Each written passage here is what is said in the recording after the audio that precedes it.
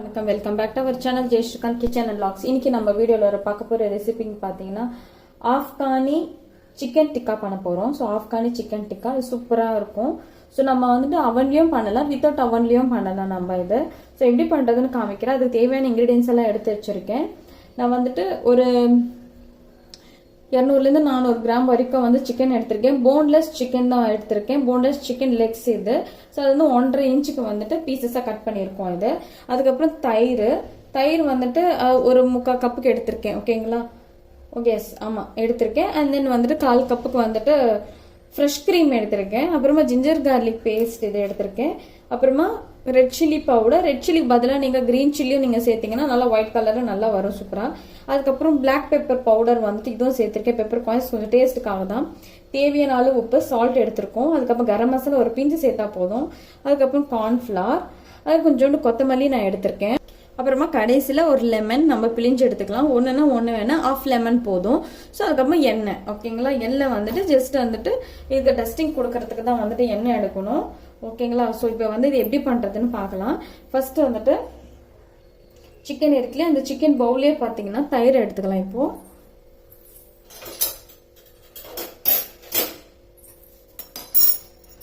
So தயிர் வந்து இந்த சிக்கனில் அப்படியே நான் சேர்த்துக்கிறேன். நல்லா சூப்பராக இருக்கும், க்ரீமியாக இருக்க போகுது ஆப்கானி சிக்கன். ஸோ அதுக்கப்புறம் தயிர் எடுத்ததுக்கப்புறமா க்ரீம்,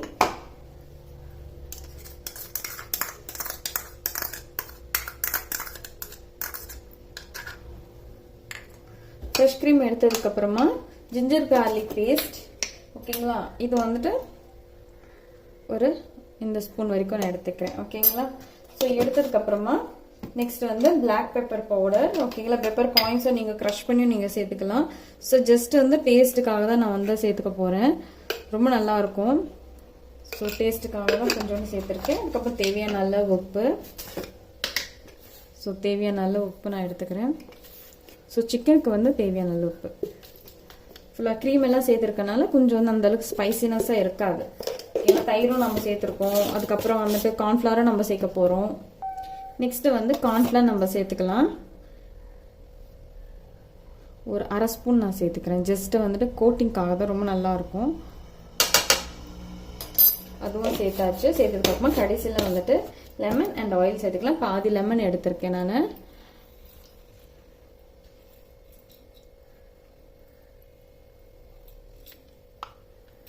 ஸோ பாதி லெமன் எடுத்ததுக்கப்புறமா ஒரே ஒரு டேபிள் ஸ்பூன் வந்துட்டு எண்ணெய் எடுத்துக்கிறேன். அவ்வளோதான். இது ஃபுல்லாகவே வந்துட்டு நம்ம மிக்ஸ் பண்ணிக்கலாம். ஸோ நான் வந்து மிக்ஸ் பண்ணிக்கிறேன். பாருங்கள், காரம் சேர்க்கலை நான். ஸோ தேவையான அளவு காரம். ஸோ ரொம்ப ஸ்பைஸியாக இல்லை, கொஞ்சம் மைல்டாக தான் ஸ்பைசி நான் சேர்த்துக்கிறேன். போதும். ஏன்னா ஆல்ரெடி வந்துட்டு பெப்பர் காயின்ஸ் வந்து நான் சேர்த்துருக்கேன். நல்லா க்ரீமியாக இருக்க போகுது. ஸோ இது எல்லாமே நல்லா கம்பைன் பண்ணிவிட்டு அவ்வளோதான், முடிஞ்சிச்சு. ஓகேங்களா? நல்லா சூப்பராக மிக்ஸ் பண்ணிவிட்டேன். அவ்வளோதான். இது அப்படியே வந்து ஃப்ரிட்ஜில் வந்து ஒரு 1 to 2 மணி நேரம் வந்து ஃப்ரிட்ஜில் வைக்கணும். 1 to 2 மணி நேரம். ஓகேங்களா? நல்லா வந்துட்டு செட் ஆகுறதுக்கு. ஸோ அதுக்கப்புறம் வந்துட்டு அவனில் வந்து நம்ம பேக் பண்ணி எடுத்துடலாம். 2 hours வந்து வச்சுருக்கேன். ஸோ 2 hours அப்புறமா எடுத்து பார்த்தாச்சு. இப்போ நான் என்ன பண்ண போகிறேன்னா, நம்ம வந்து டிக்கா பண்ண போகிறோம் இல்லையா? நீங்கள் வந்து அப்படியே எடுத்து ஒரு பேனில், ஸோ ஆப்கானி டிக்கா பண்ணுறதுனால நீங்கள் அப்படியே எடுத்து நீங்கள் ஃப்ரை பண்ணிக்கலாம். அதாவது ஃப்ரைனா டீப் ஃப்ரை கிடையாது, ஷாலோ ஃப்ரை வந்து நீங்கள் பண்ணிக்கலாம் அவனில். சாரி கடாயில். இல்லைனா வந்துட்டு ஒரு பேன் எடுத்துகிட்டு நீங்கள் வந்துட்டு ஷாலோ ஃப்ரை பண்ணிக்கலாம். ஓகேங்களா? 65 பண்ணுற மாதிரி பண்ணாதீங்க. நார்மலாக வந்துட்டு ரோஸ்ட் பண்ணாலே போதும், உள்கந்து ஆகிடும். இப்போ நம்ம டிக்கா பண்ணுறதுக்காக வந்துட்டு நான் ஸ்குவேர்ஸ் எடுத்திருக்கேன். இது ஸ்குவேர்ஸ்ன்னு சொல்லுவாங்க. ஸோ நம்ம இதில் வந்து ஃபிக்ஸ் பண்ணிவிட்டு நான் கிரில் பண்ணிக்க போகிறேன். அதாவது உள்ளே வந்துட்டு ஓடிஜிக்குள்ளே வைக்க போகிறோம். ஒரு 180 degreeல 10 minutes வந்து ப்ரீ ஹீட் ஆகிட்டுருக்கு என்னோட ஓடிஜி. நீங்கள் இதே 180 degreeல ஒரு 15 நிமிஷம் வச்சா போதும், உங்களுக்கு வந்து சீக்கிரமாக இதுவாகிடும். ஸோ நான் வந்துட்டு பீசஸ் எல்லாமே எடுக்கிறேன் இப்போது. ஸோ ஸ்குவேர்ஸ் பாருங்கள், நல்லா வந்து திக்காக இருக்குது. பாருங்கள், ரொம்ப திக்காக இருக்குது. நான் இப்போ இதை எடுத்து ஜஸ்ட் வந்துட்டு இதில் குத்தி எடுத்துக்கலாம். ஸோ ஜஸ்ட் வந்துட்டு நல்லா திக்காக இருக்குது. ஸோ இந்த மாதிரி தான் இருக்கணும். நல்லா சாஃப்டாகவே இருக்குது.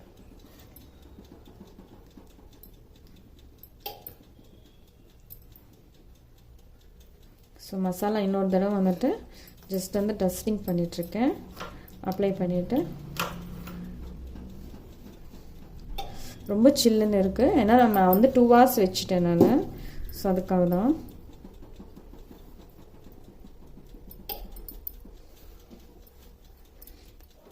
ஸோ அவ்வளோதான். இதே மாதிரி எல்லாமே ஃபிக்ஸ் பண்ணிட்டோம்னா சூப்பராக வரும். இதுக்கு கார்னிஷ்க்கு வந்து க்ரீன் சட்னி அந்த மாதிரி எது வேணாலும் நீங்கள் வச்சு சாப்பிட்லாம்.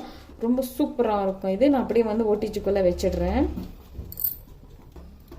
ஸோ இப்போ வந்து ஆல்ரெடி ப்ரீ ஹீட் ஆன ஓடிஜியில் நான் இது வந்து இப்படியே எடுத்து வைக்க போகிறேன். அவ்வளோதான். ஸோ இதை வந்து க்ளோஸ் பண்ணிவிட்டு நான் 15 minutes வந்து பேக் பண்ணிக்க போகிறேன். ஸோ நம்மளுடைய ஆஃப்கானி டிக்கா ரெடி ஆகிடுச்சு. இதுக்கு மேலே வந்துட்டு நான் கொஞ்சோண்டு சாட் மசாலா சேர்த்துக்கிறேன். ஸோ கார்னிஷ்காக சூப்பராக இருக்கும். அண்ட் தென் வந்துட்டு கொத்தமல்லி லைட்டாக தூவிக்கிட்டோம்னா நம்மளுடைய ஆஃப்கானி சிக்கன் ரெடி. அவ்வளோதான். சர்விங் பண்ணிக்கலாம். ஸோ எப்படி இருக்குன்னு சொல்லுங்கள், கமெண்ட் பண்ணுங்கள். மறக்காமல் நம்ம ஜெய்ஷிகன் கிச்சன் vlogsக்கு சப்ஸ்கிரைப் பண்ணுங்கள், லைக் பண்ணுங்கள், ஷேர் பண்ணுங்கள். Thank you for watching this video. Bye.